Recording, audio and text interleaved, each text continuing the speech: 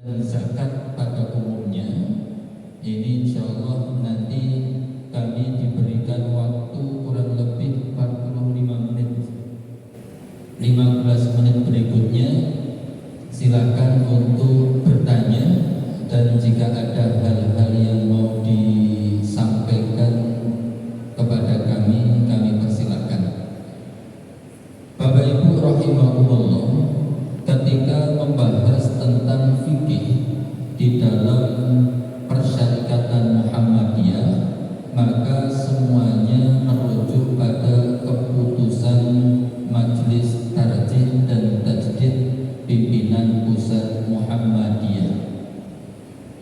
Meskipun di dalam pimpinan wilayah Muhammadiyah itu ada musyawir tarjih, ada musyawarah wilayah Majelis Tarjih dan Tajdid, dan musyawir tarjih PWM itu belum bisa dijadikan panduan untuk seluruh warga persyarikatan secara universal, include hanya di PWM Jawa Tengah.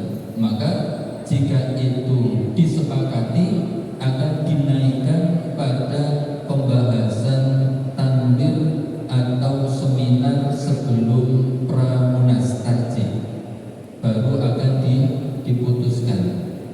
Contoh Bapak Ibu, ada putusan musyawir tarjih tentang nikah siri.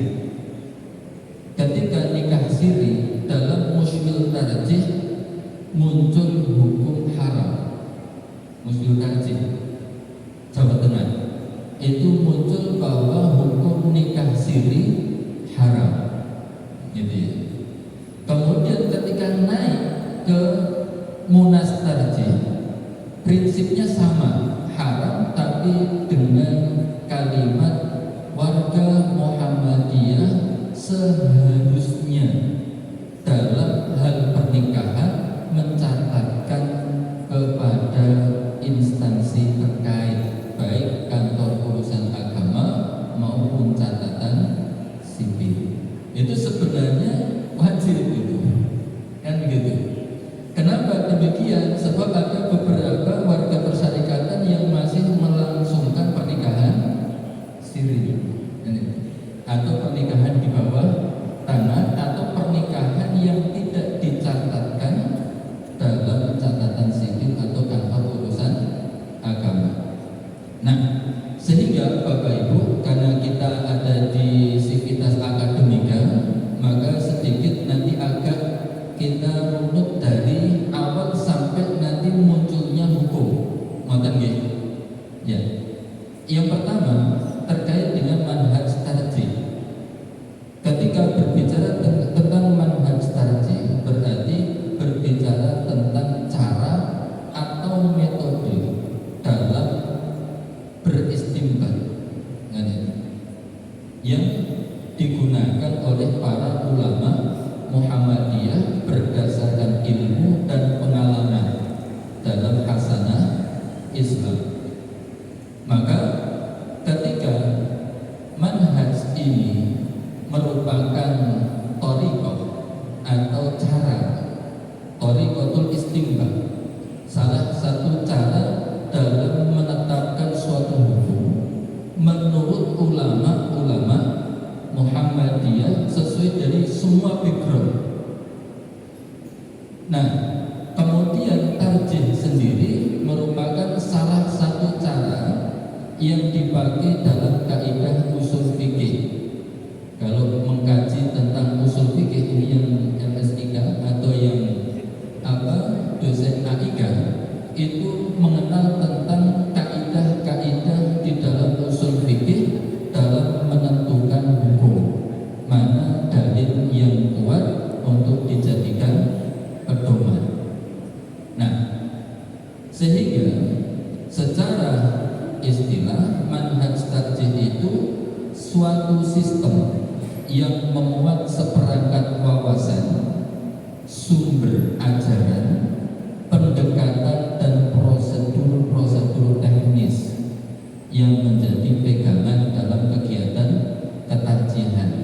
Sehingga Bapak Ibu ketika nanti biasanya kalau kita itu langsung melihat putusannya, karena kami di Majelis Tarjih daerah dan juga di wilayah sebagai Majelis Tabligh untuk menyampaikan itu memahamkan bahwa dalam proses itulah dalam sivitas akademik itu bisa memahami rakyat sedelok sepintas.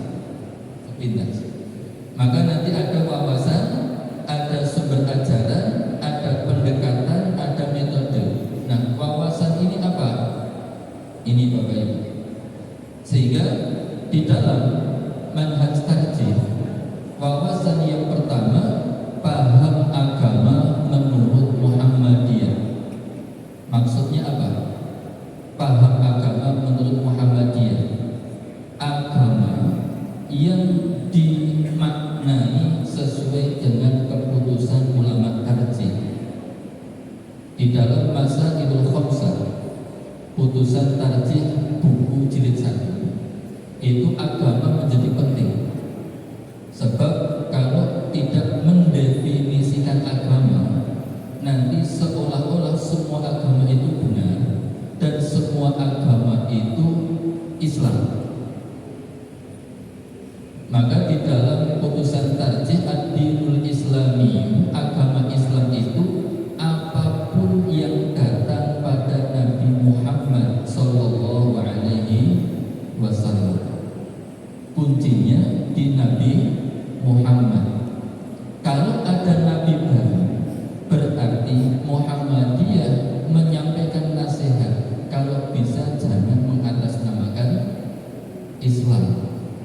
Sebab Islam itu rujukannya, sumber utama adalah Nabi Muhammad. Ini menurut Muhammadiyah. Jadi agama Islam ya sumbernya dari satu Nabi itu. Ewang dini ten Al-Quran itu ada Nabi Ibrahim, ada Nabi Musa, ada Nabi Isa, itu semuanya Islam. Tetapi rujukan utamanya ya tentu Al-Quran yang dibawa oleh Nabi Muhammad, itu satu.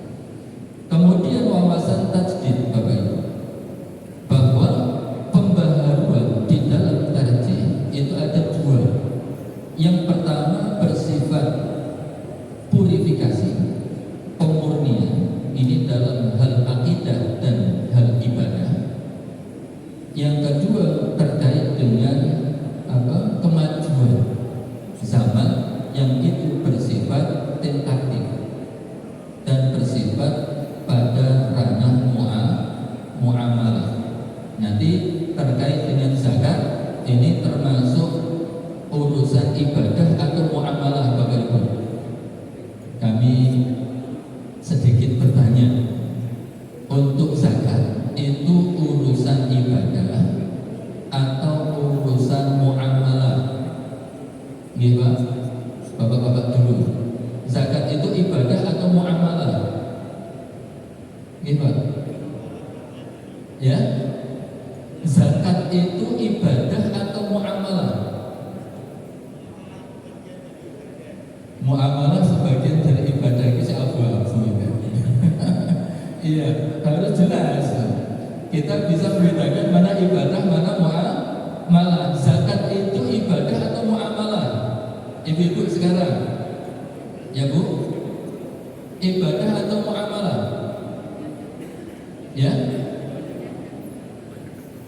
jenengan tahu rukun Islam? Rukun Islam itu ibadah atau muamalah? Ya, itu. Jadi zakat itu ibadah. Betul ya? Jadi ketika membahas zakat berarti kita membahas tentang ibadah. Maka di dalam kajian tarjih pembahasan zakat dalam wawasan tajdid itu terkait ibadah. Kan gitu, terkait ibadah. Ini wawasan tajdid. Kemudian yang ketiga wawasan toleransi, bahwa di dalam manhaj tarjih kita melihat bahwa wawasan dalam hal pandangan toleransi itu sangat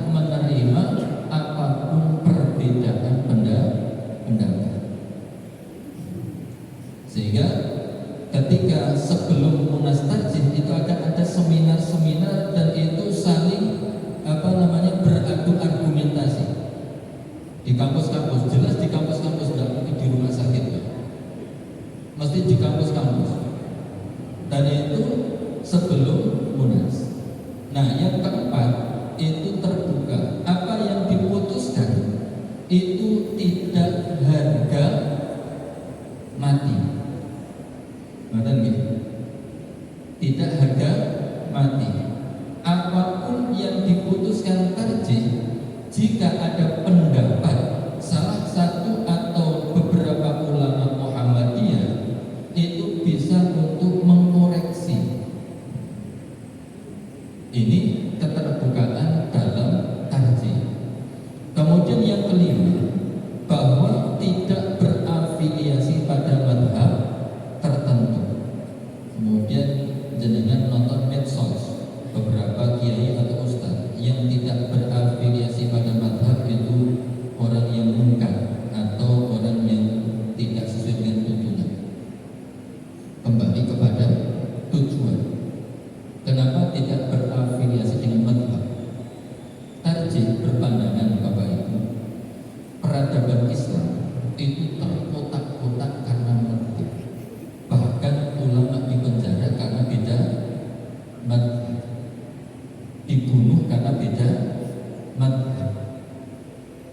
Kalau kita membaca sejarah peradaban Islam, maka Muhammadiyah tidak ingin membuka lembaran baru terkait dengan fanatisme madhab, sehingga pandangan tarjih itu mengambil dari pendapat semua madhab, kemudian dijadikan sebuah referensi dan dipertimbangkan untuk menjadi putusan.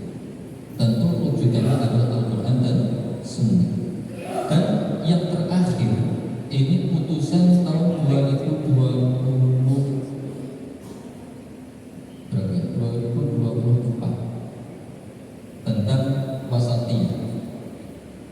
Munas Tarjih ke-32 tahun kemarin 2024 di Pekalongan itu muncul wawasan wasatiyah, dan ini belum ditanfidkan karena bersamaan dengan putusan KHGT, kalender Hijriah Global Tunggal. Ini belum ditanfidkan karena masih dalam kajian pimpinan pusat Muhammadiyah. Kemudian yang kedua, sumber ajaran.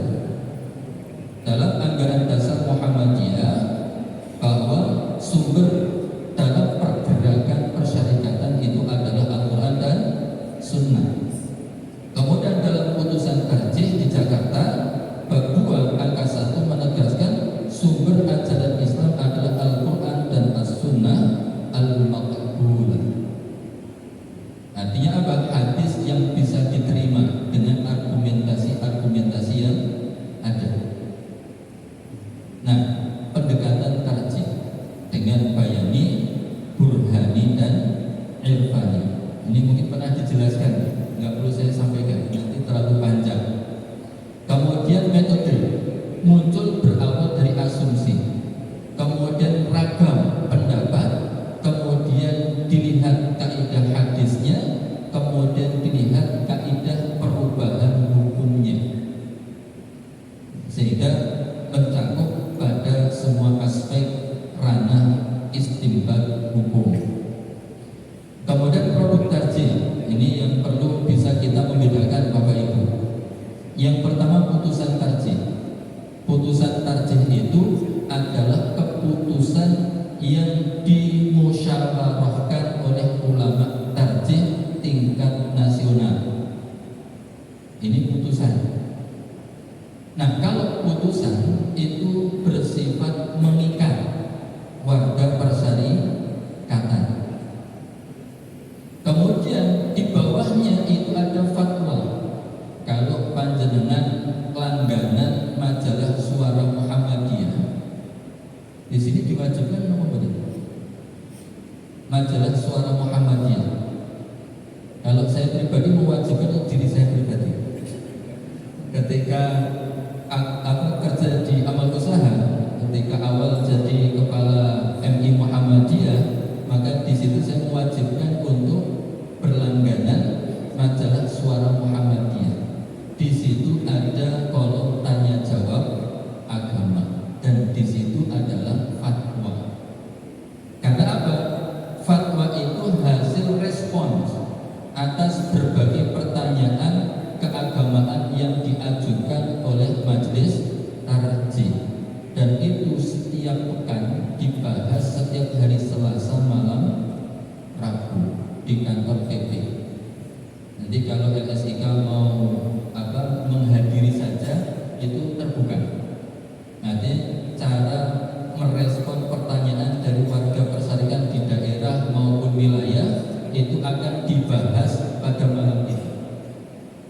tidak bisa langsung muncul di Suara Muhammadiyah. Nanti akan ada urutan penerbitannya. Nah, kalau fatwa ini jika terjadi perbedaan itu masih diperkenankan.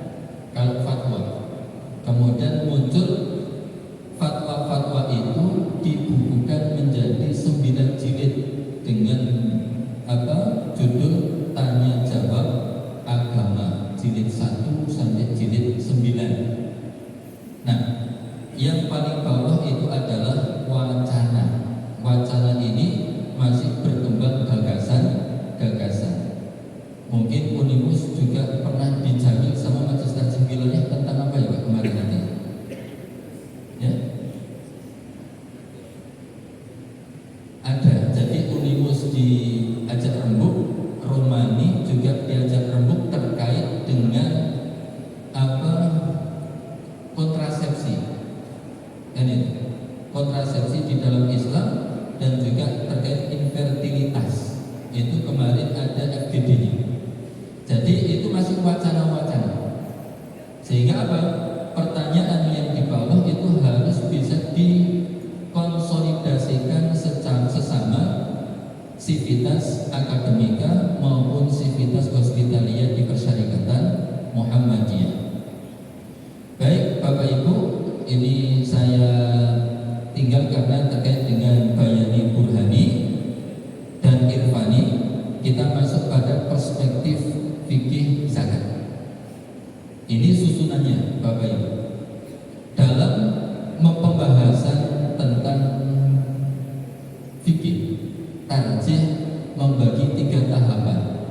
Yang pertama memperhatikan al-qiyamul asasiyah, kan ya, nilai-nilai dasar. Nah, nilai-nilai dasar dalam zakat yang pertama bahwa Allah adalah pemilik harta yang hakiki. Sepakat atau tidak? Ini ranah akidah. Jadi nilai dasar dalam Al-Quran, pemilik harta di dunia ini adalah siapa Pak?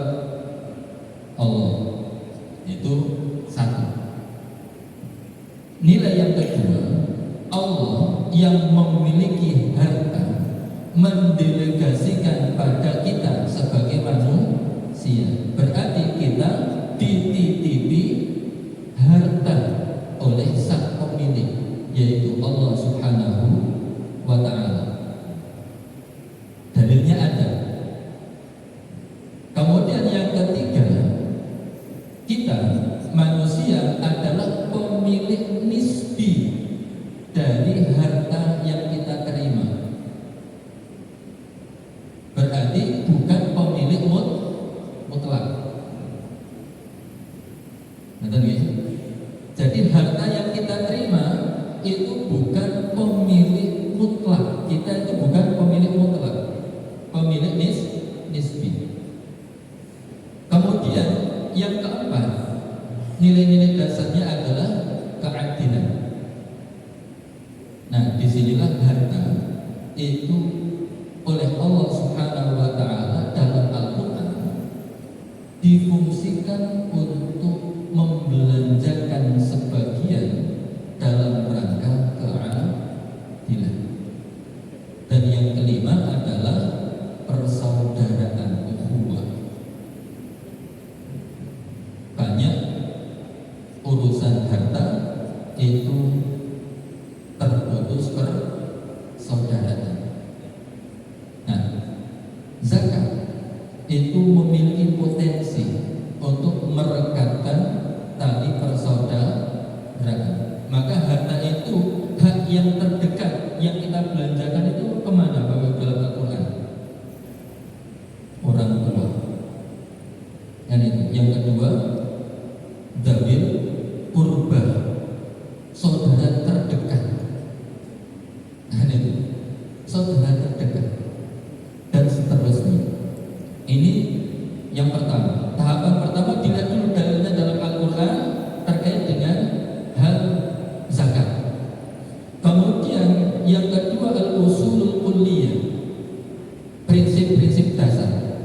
Nah, prinsip-prinsip dasar ini, satu, ada yang dilihat dalam tarjih imperatif. Harta itu imperatif.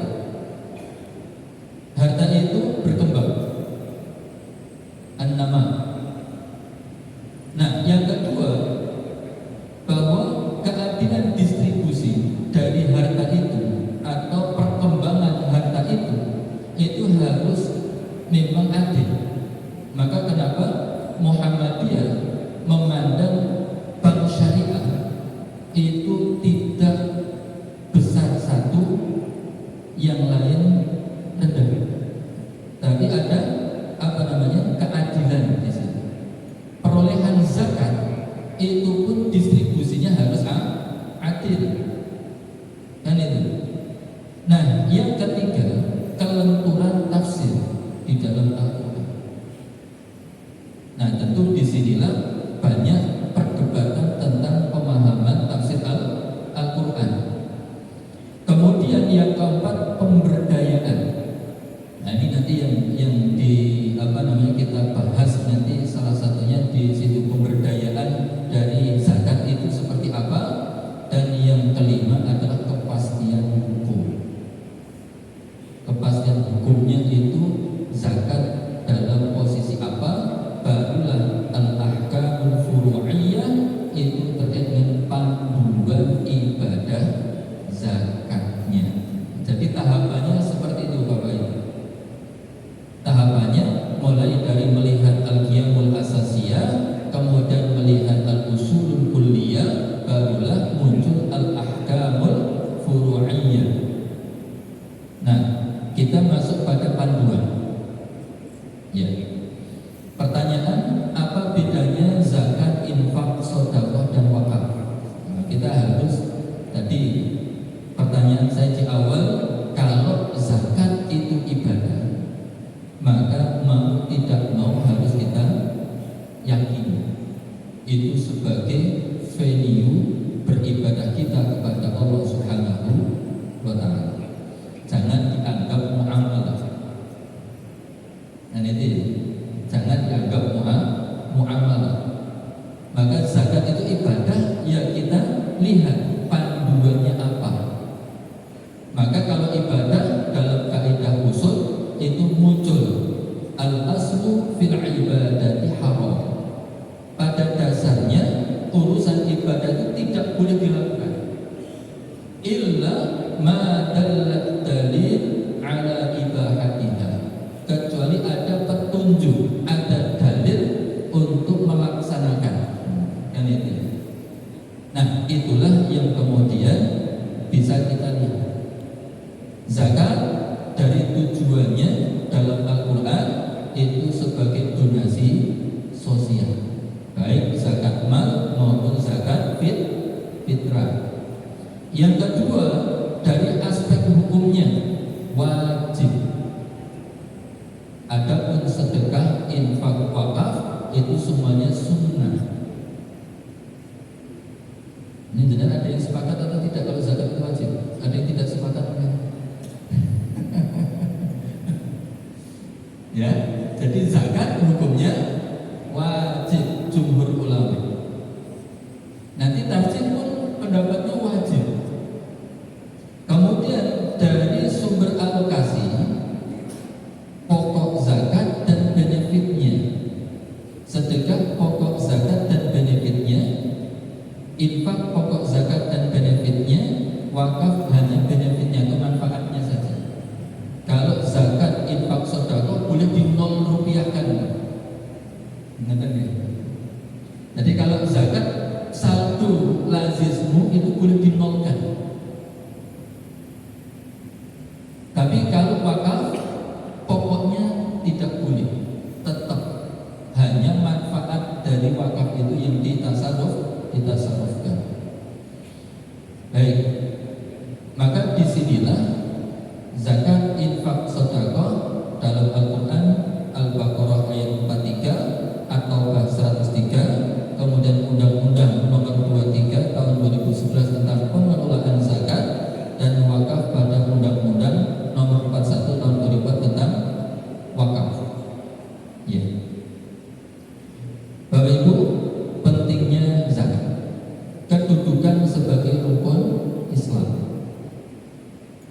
disitulah bahwa syahadat, sholat, puasa, dan zakat serta haji itu merupakan prinsip keislaman. Ada yang ekstrim Bapak Ibu, ketika tidak menunaikan rukun Islam maka harus dipertanyakan keislamannya. Tapi kalau ditaji tidak sampai sebegitunya. Kan ya? Walaupun ada beberapa ulama tadi yang menyampaikan seperti itu. Kalau haji itu bagi yang mampu. Jika dia mampu kok tidak haji, maka dipertanyakan keislamannya. Zakat yang sudah sesuai dengan nisab, jika sudah sesuai dengan nisab kok tidak zakat, maka dipertanyakan keislamannya. Jadi rodo mendasar atau seringkali disebut dengan pemahaman yang sangat radikal dalam pemahaman Islam. Maka Bapak Ibu, disinilah zakat hukumnya wajib sebagian dari bagian dari rukun Islam, sama seperti halnya sholat. Target yang ingin dicapai dalam zakat itu sangatlah penting, strategis dan daruriyah. Banyak hal-hal yang dimunculkan. Zakat dibagi dua. Yang pertama zakat mal. Zakat mal dalam tarjih bersumber dari tiga. Yang pertama hasil kerja yang baik. Yang kedua hasil pengelolaan sumber daya alam. Yang ketiga adalah tabungan. Bisa dipahami, kami ulang satu persatu. Zakat mal sumbernya dari tiga. Yang pertama dari hasil kerja. Dalam surah Al-Baqarah ayat 267. A'udzubillahi minasyaitonir rajim. Ya ayyuhalladzina amanu anfiqu min thayyibati ma kasabtum. Yang pertama, min thayyibati ma kasabtum, dari usaha terbaik. Nah, usaha terbaik ini ada yang perdagangan, peternakan, sewa menyewa, profesi, investasi, asuransi, dana pensiun, kemudian instansi atau perusahaan. Nah, sumber yang kedua, mimma akhrajna lakum minal ardi, hasil pengelolaan sumber daya alam. Itu seperti pertanian, perkebunan, perikanan, pertambangan, budidaya laut, harta karun. Kemudian yang ketiga adalah tabungan.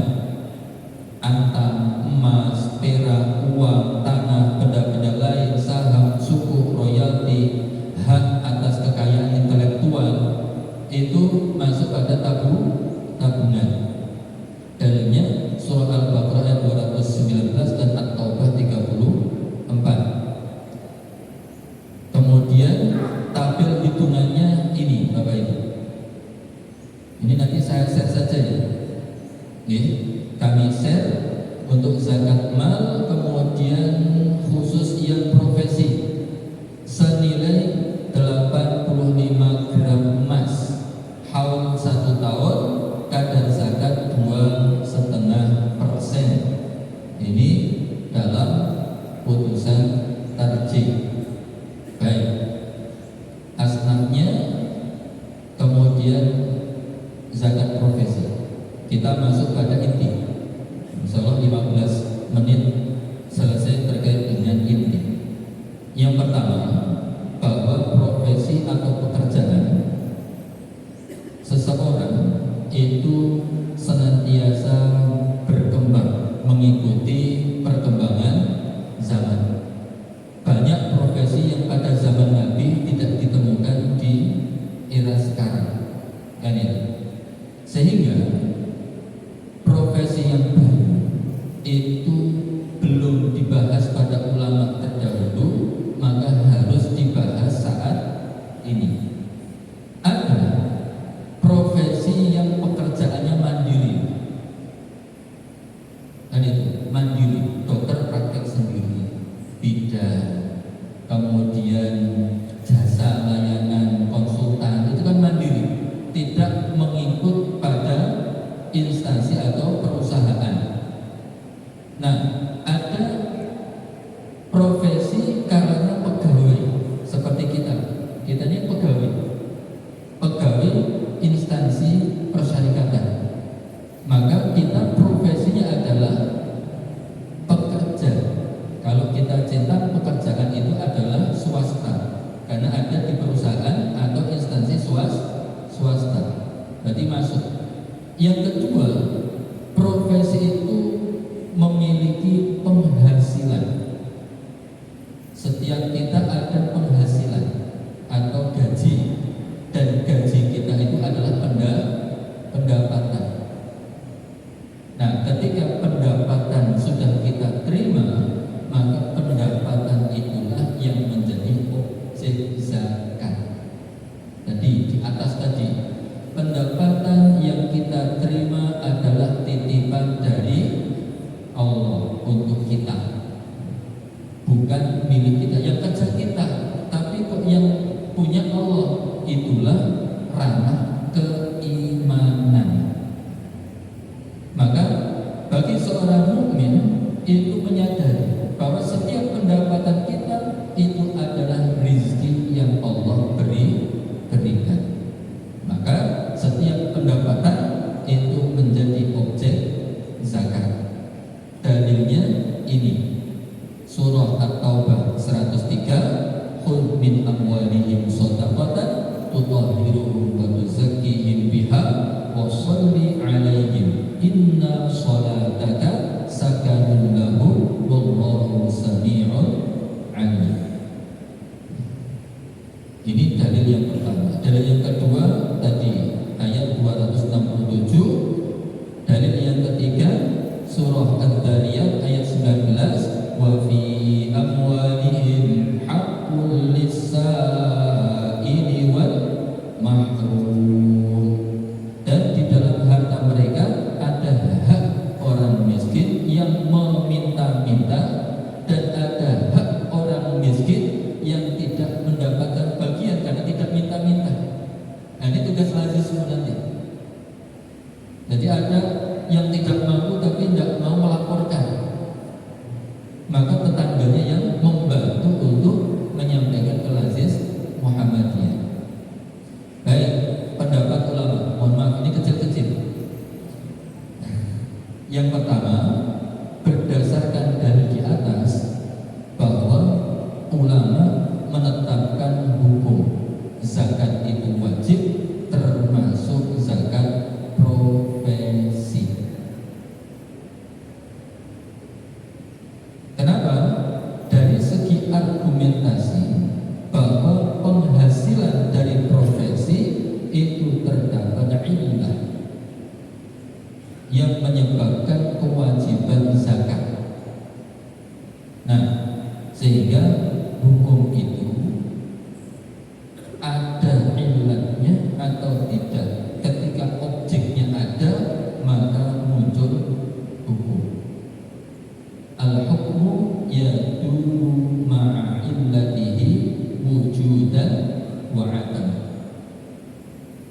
Kemudian yang ketiga, penetapan kewajiban zakat terhadap pendapatan para profesional untuk merealisasikan hikmah zakat. Yang pertama, mensucikan muzakki. Bukan berarti harta kita kotor. Kan ada yang menyampaikan harta kita kotor harus dibersihkan dengan zakat. Tidak. Harta kita rezeki yang terbaik yang Allah berikan, dan itu halalan thayyib. Yang dibersihkan apa dari harta kita? Rasa memiliki yang absolut itu yang tidak boleh. Maka sebagian harus kita zakatkan. Nah, yang kedua, membantu mustahik dalam menghadapi masalah kehidupan. Yang ketiga, mengurangi kemiskinan. Dan yang keempat, membantu untuk menyelesaikan penderitaan. Kemudian poin yang keempat, kewajiban zakat profesi merupakan hasil ijtihad ulama. Hal ini karena banyak profesi yang ada sekarang ini belum dikenal dengan hasanah dan masyarakat Islam dulu. Seperti yang kemarin dibahas di Musybil Tajih Jawa Tengah di Temanggung, itu terkait dengan monetisasi YouTuber. Jadi YouTuber itu zaman Nabi nggak ada Pak profesinya. Pendapatannya lebih besar daripada dosen. Lulus ya? Itu kena zakat atau tidak? Itu kemarin belum bahas zakatnya yang bersangkutan, masih bahas halal dan tidaknya pekerjaan itu. Karena apa? Ini sampai sekarang belum selesai Pak, walaupun dimusyilkan, tapi pembahasan belum selesai. Kita masih ada beberapa sesi. Sebab apa? Ketika ada konten kajian Islam, muncul iklan, dan iklannya itu aurat terbuka. Itu hukumnya piye? Kemarin perdebatan di situ. Ustaz Rahman itu ngaji di masjid. Nah, udah banyak followersnya Pak. Kemudian muncul iklan. Nah, iklannya itu sabun. Pemerannya perempuan. Itu hukumnya apa? Itu digaji. Nah, makanya di situ pekerjaan ketika kita sudah jelaskan halalan penyibah.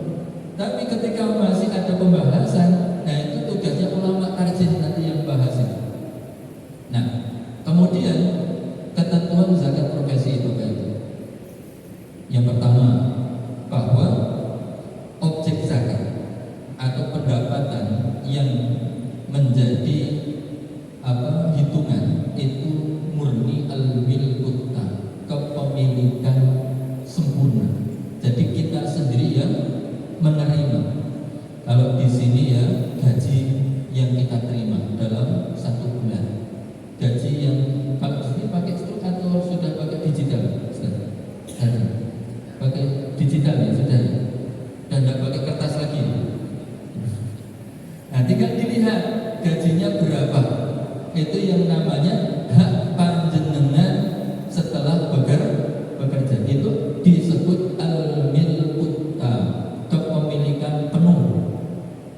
Nah, berikutnya ketika gaji panjenengan sudah sesuai dengan nisab, dengan kadar emas 85 gram, maka disitulah nanti akan muncul, dan itu nisab dulu barulah haul.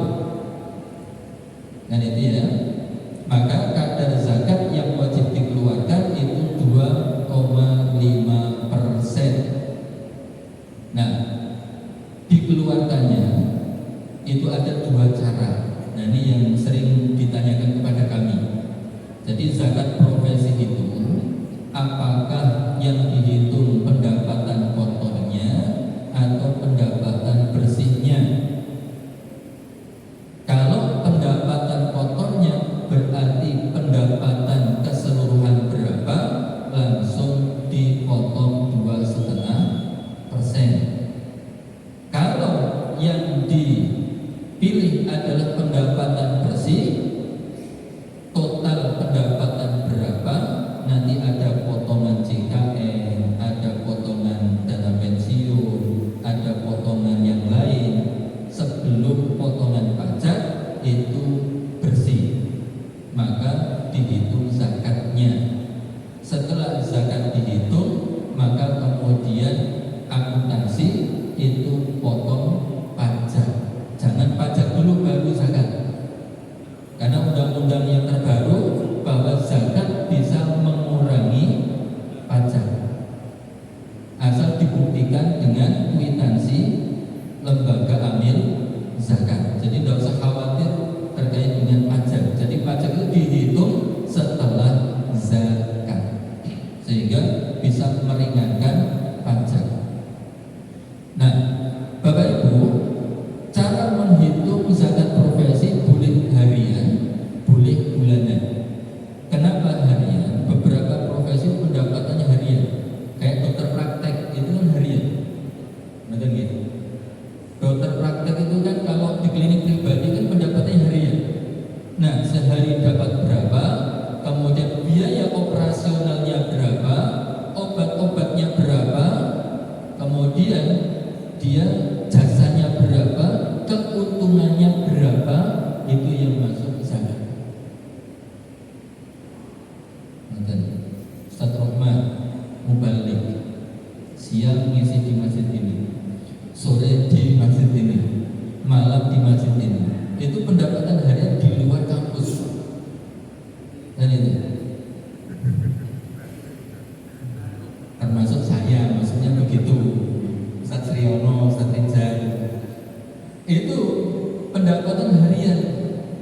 Nah, jika dengan kacamata iman tadi, setiap pendapatan yang kita terima itu bisa dikeluarkan harian. Atau yang kedua bulanan, setiap bulan itu langsung potong, itu lebih baik. Nah, kemudian cara menghitung zakat profesi ini yang pertama, itu caranya langsung diterima kemudian dikeluarkan zakatnya. Jadi kalau gaji bulanan itu otomatis di situ sudah ada potongan zakatnya. Sehingga apa? Ketika kita sudah dipotong, apakah perlu zakat lagi di lazismu ranting? Sebenarnya tidak. Dan itu sudah tidak wajib. Tapi kalau di Unimus semua nanti yang di rumah nggak dapat bagian. Nah, itulah tugasnya panjenengan untuk mengusulkan ke lazis Unimus di masing-masing cabang atau ranting. Dan gitu ya. Nah, tentu yang proporsional, jangan kemudian di cabang ini hanya 3 dosen mintanya lebih. Harus proporsional. Nanti lazis yang melaksanakan asesmen. Nah, kemudian cara yang kedua itu dikumpulkan selama 1 tahun, kan itu, atau gaji tahunan. Inilah yang kemudian diberikan setiap bulan dan langsung dikurangi. Ini langsung terkait dengan cara menghitung. Contoh Bapak Ibu, tampak apa betul? Kelihatan ya? Contoh gaji pokok. Ini memang di buku ditinggikan. Gaji pokoknya 4.500.000. Kemudian tunjangan jabatan 1.500.000. Kemudian tunjangan jaminan JHT, JKN, JKK itu 1.500.000 misal. Tunjangan keluarga 850, tunjangan transportasi dan konsumsi atau tunjangan makan itu 1.950.000. Total itu 11.300.000.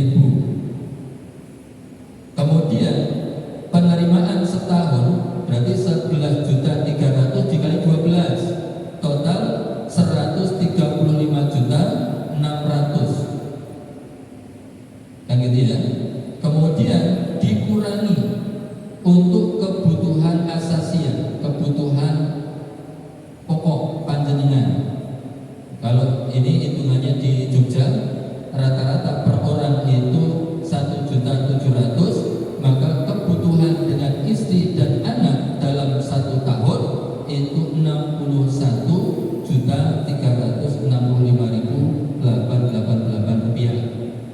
Kemudian pendapatan bersih dari 135 juta dikurangi 61 juta, maka ketemunya adalah 74.234. Barulah yang 74 juta itu dinisabkan emas. Sudah masuk atau belum?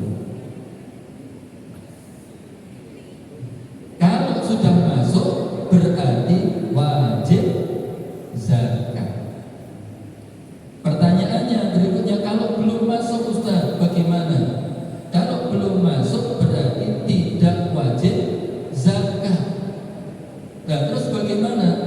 Kalau di PDN Kendal diistilah dengan latihan zakat.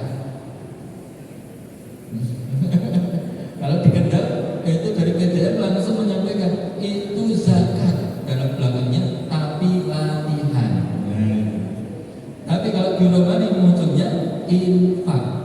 Yang sudah masuk nisab itu zakat, yang belum masuk nisab infak. Maka tulisannya adalah ziz. Ziz. Kalau sudah sesuai nisab berarti kategori Z, kalau belum sesuai nisab berarti infak. Madan. Itu kebijakan. Apakah zakat 2,5%? Iya. Kalau infak monggo. Nah tadi, kalau infak apakah mau di bawah 2,5% ataukah mau 1,5% atau 1%? Itu kebijakan. Sehingga ketika pendapatan kotor yang kita hitung, yang itu di atas tadi, jika pendapatan kotor yang kita hitung, maka tampak tinggi zakatnya. Per tahun 3.390.000, per bulan 282.000. Kalau yang dihitung pendapatan bersih, maka per tahun 1.855.000, per bulan hanya 154.000 sekian. Dan itu nanti kebijakan dari Sivitas, kan itu manajemen Sivitas. Nah, peruntukannya Bapak Ibu, untuk di kampus ini kan ada fisabilillah, kan itu. Nah, sabilillah ini ada yang terkait dengan jalan di wilayah publik untuk mewujudkan tujuan risalah Islam yang diwahyukan, al-hayatan thayyibah. Ini terkait dengan satu, sosialisasi sadar zakat. Jadi kegiatan ini itu bisa diambilkan dari bagian dari lazisme. Kemudian yang kedua, pembinaan kelembagaan. Yang ketiga, pembangunan infrastruktur dari masjid ini. Itu termasuk sabilillah. Jadi kelengkapan masjid ini bisa. Dan yang terakhir terkait dengan kebutuhan sivitas, dosen, mubalik, imam masjid, termasuk mahasiswa itu bisa. Jika memang mahasiswa itu betul-betul berprestasi dan butuh pengembangan. Kalau mahasiswa yang tidak mampu, nanti masuknya pada kategori miskin. Dia bisa sekolah tapi tidak bisa memenuhi kebutuhan SPP. Mungkin ini yang kami sampaikan, sudah pas selesai. Mohon maaf lebih 5 menit. Kurang lebih yang maaf. Assalamualaikum warahmatullahi wabarakatuh. Waalaikumsalam warahmatullahi wabarakatuh. Terima kasih Ustaz Khairul atas penyampaiannya. Cukup jelas ya Bapak Ibu. Alhamdulillah membuka wawasan kita terkait tentang zakat profesi.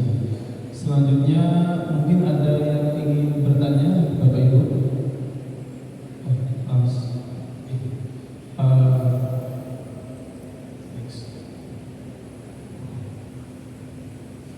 Baik, saya dulu ya. Assalamualaikum warahmatullahi wabarakatuh.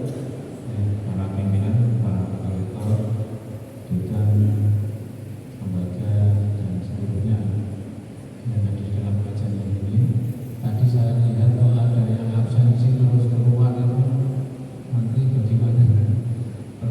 Itu sudah, kalau telat kan harus nambah rakaat itu ya Ustaz. Kalau telat 1 rakaat tambah 1 rakaat, tapi kalau pulang duluan kan berarti batal gitu ya. Kalau saya analogikan dengan sholat. Tadi saya ringkas itu pemilik harta adalah Allah, kita dititipi harta oleh Allah, dan kita pemilik nisbi. Kita harus adil mengelola harta untuk kesadaran dan kuat. Baik Bapak-Bapak itu kami mohon waktu sebentar untuk sosialisasi tentang zakat. Kurung buka, kurung tutup, latihan zakat, betul ya Ustaz? Jadi tadi itu saya deg-degan, kalau haram ditarik zakat itu kan nanti saya dipikir dosa. Tapi dalam kurung kan latihan zakat dan ada dalilnya infak. Gitu. Bapak-bapak Ibu,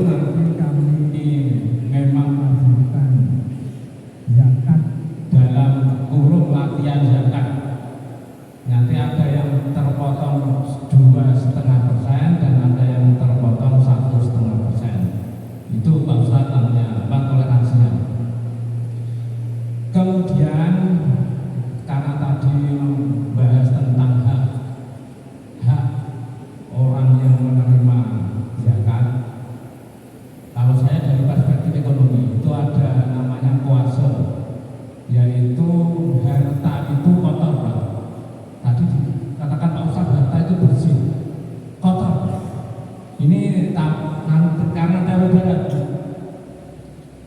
Kau tahu betul jenengan berangkat kerja pakai mobil keluarkan asap knalpot.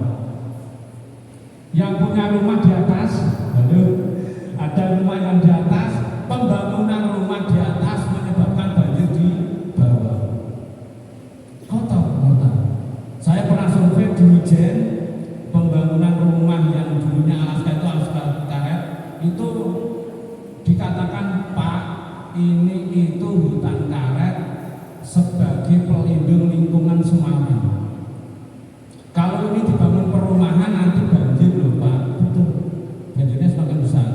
Kemudian di Tembalang itu adanya cekungan Keramas itu juga Pak, ini adalah perlindungan lingkungan alami.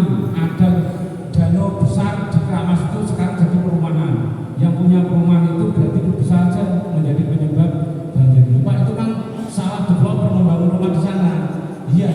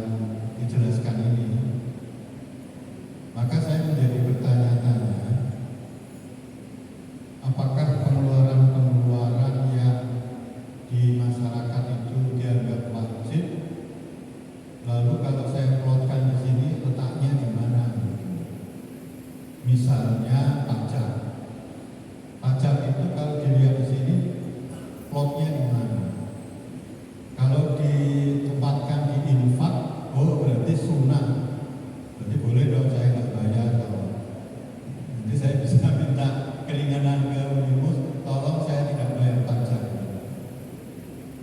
Lalu kemudian juga iuran RT, ya, itu juga kalau kita nggak bayar itu bisa bayar masyarakat. Dan mungkin juga memberikan sesuatu kepada orang yang pada saat itu kita jumpai dia kelaparan. Nah itu harusnya kan dalam kacamata saya itu wajib, ya. Tapi di situ nggak ada, karena yang wajib itu hanya zakat. Nah ini kasus-kasus seperti ini kan banyak terjadi di lingkungan kita, pada diri kita. Nah ini bagaimana mensikapi itu supaya tepat gitu. Terima kasih.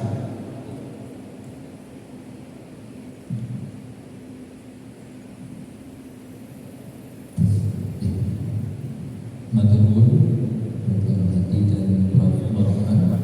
Tambah satu lagi, boleh.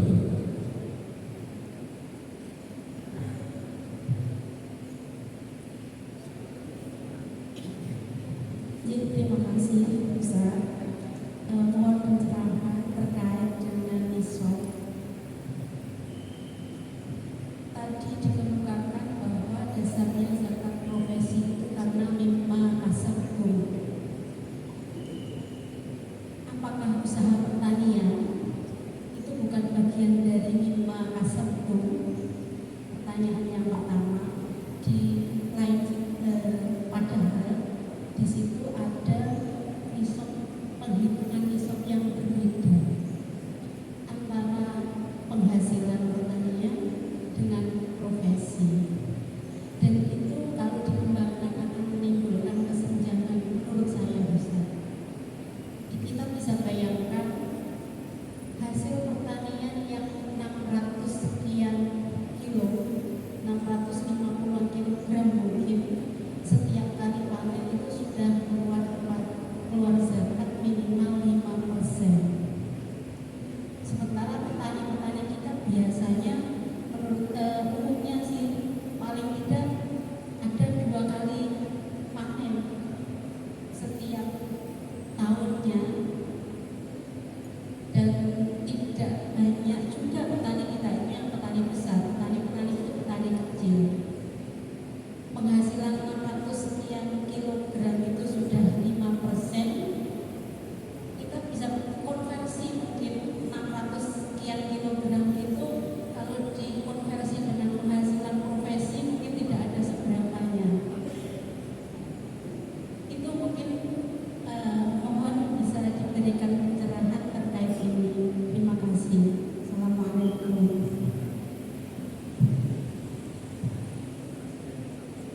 Cukup? Ada lagi? Cukup ya? Belakang, paling belakang.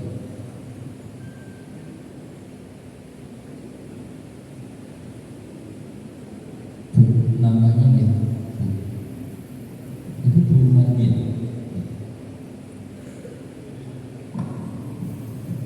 Baik, Assalamualaikum warahmatullahi wabarakatuh. Ustaz, izin bertanya untuk tadi kalau perhitungan zakat sudah dilakukan per hari misalnya, kalau misalnya di profesi yang dia mendapatkannya harian. Lalu tapi kan misalnya perhitungan pajak saja dilakukan per bulan. Kalau kita sudah hitung di setiap harinya dikeluarkan zakatnya, maka ketika itu dalam 1 bulan atau dalam zakat sederhana yang rutin, selain zakat fitrah, zakat mal, itu kan akan dihitungkan biasanya musim-musimnya yang common di negeri kita itu di menjelang lebaran gitu kan ya Ustaz. Nah ketika kita sudah melakukan itu per hari misalnya atau per kita dapat, apakah kita tetap menghitung sesuai perhitungan zakat berapa kilogram emas,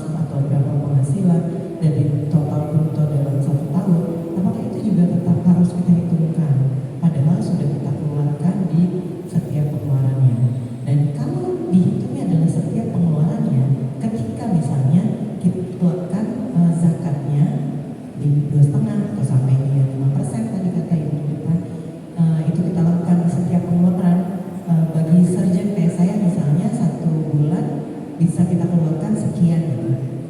Lalu waktu 1 tahun kan kita hitung lagi.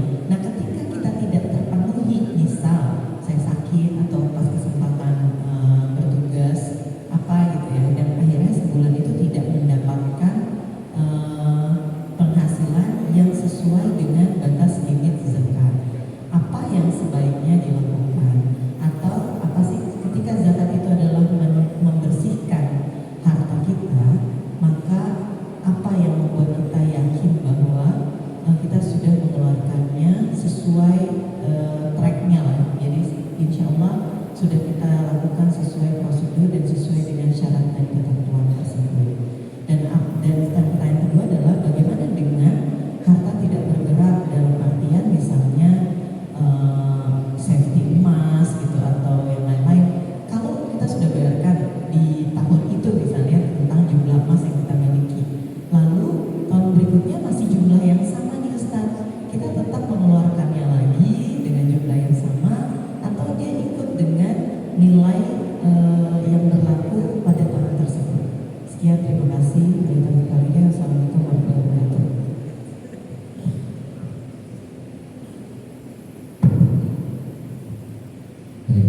Iya, fungsi itu namanya fungsi apa? Dr. Nova itu Oh, dokter.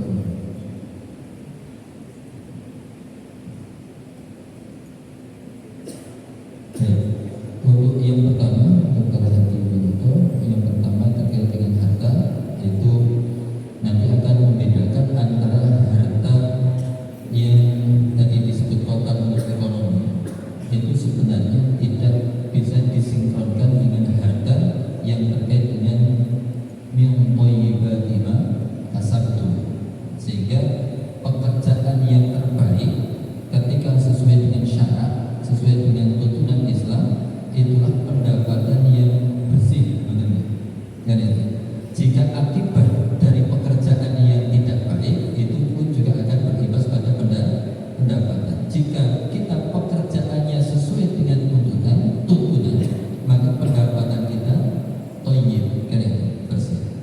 Kemudian kalau untuk membantu mahasiswa yang tidak mampu, boleh dengan asesmen nanti dari Lazismu itu ada panduannya. Dari Lazismu PP itu ada kolom asesmen. Nah, nanti bisa dilihat di sini.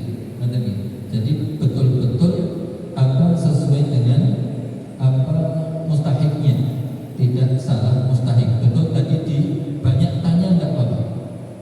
Itu yang dari Dr. Haji.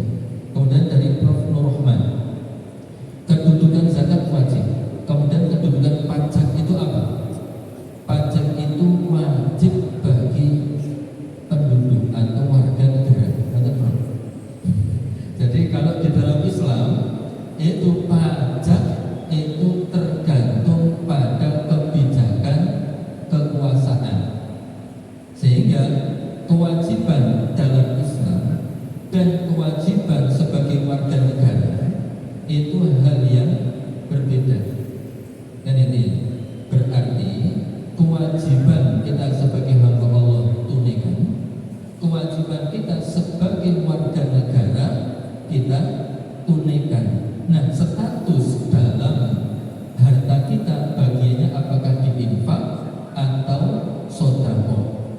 Dan itu kalau masuk pada membelanjakan sebagian harta kita secara bahasa, maka masuk pada kategori infak.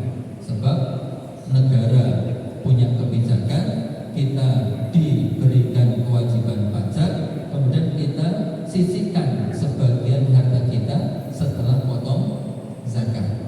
Maka itu menjadi bagian yang harus kita persiapkan. Contoh pajak bangunan, kita bisa menghitung 1 tahun pajaknya sekian, berarti dalam per bulan harus saya sisihkan sekian. Sama, ada yang membagi harta yang kita dapatkan. Kemudian kalau iuran RT itu kewajiban warga RT. Kalau enggak bayar iuran tidak dianggap warga RT. Kalau ada kegiatan RT kok tidak iuran, ya jangan berharap nanti jenengan akan diajak untuk kegiatan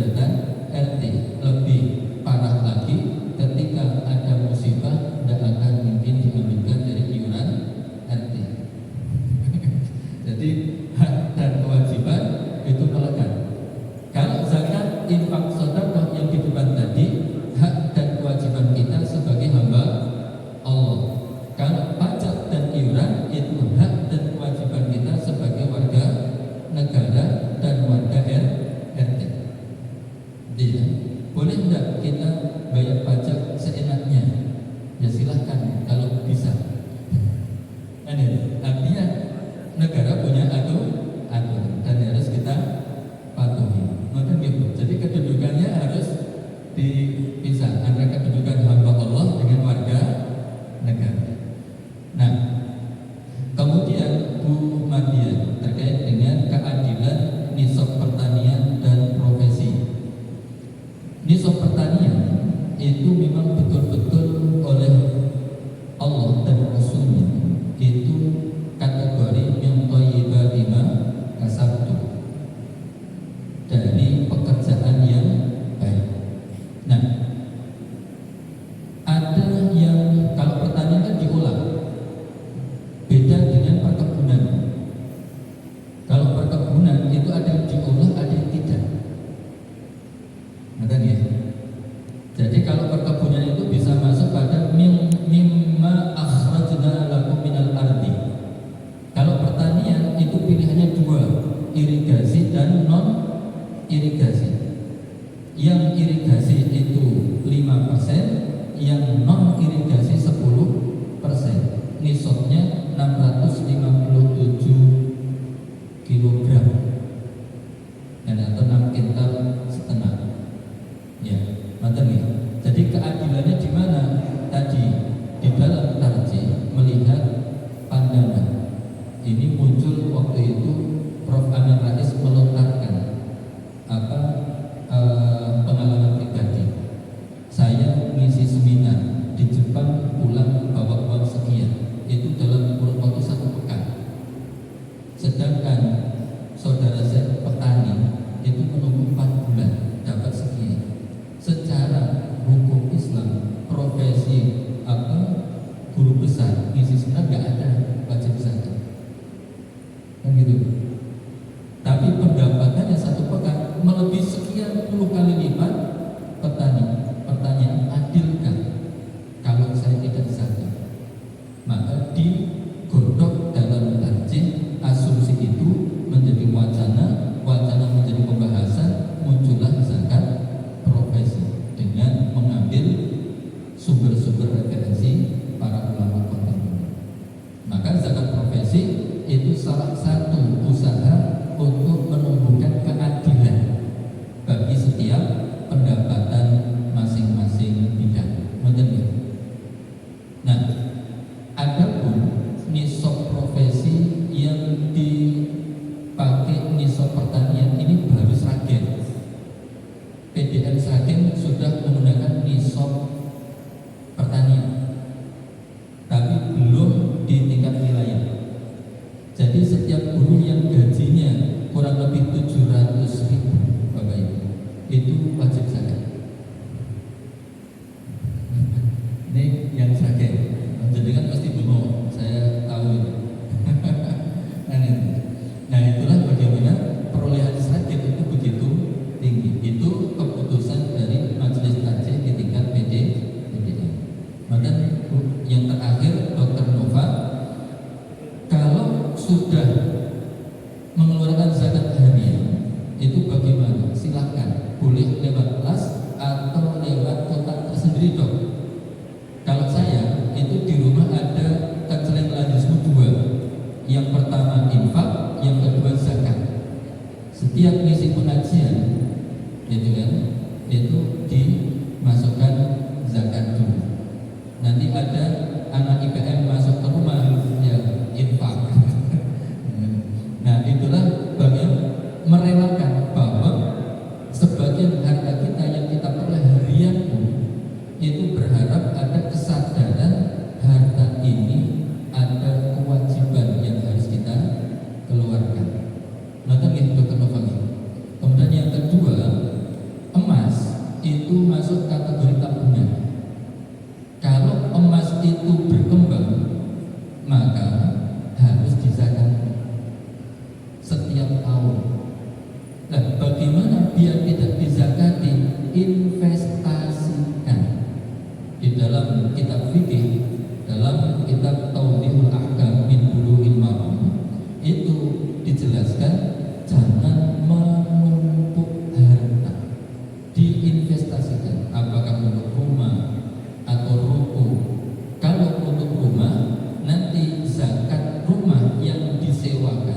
itu bukan zakat rumahnya, tapi zakat sewa menyewa, hasil sewanya. Itu yang dizakati, bukan rumahnya.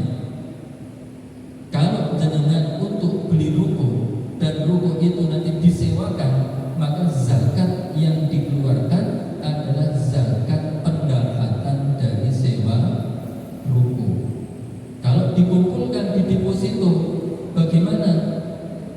Deposito syariat berarti perkembangan hartanya itu yang dizakatkan. Misal 1 tahun jenengan deposito 100 juta, hasilnya 250.000, maka 250.000 itu harus dizakati. Besarnya berapa? Kalau 250.000 itu kurang lebih 6.250 rupiah. Sebab setiap 100.000 itu zakatnya 2.500. Madan. Wallahu a'lam bishawab. Matur nuwun. Baik, terima kasih Ustaz Khairul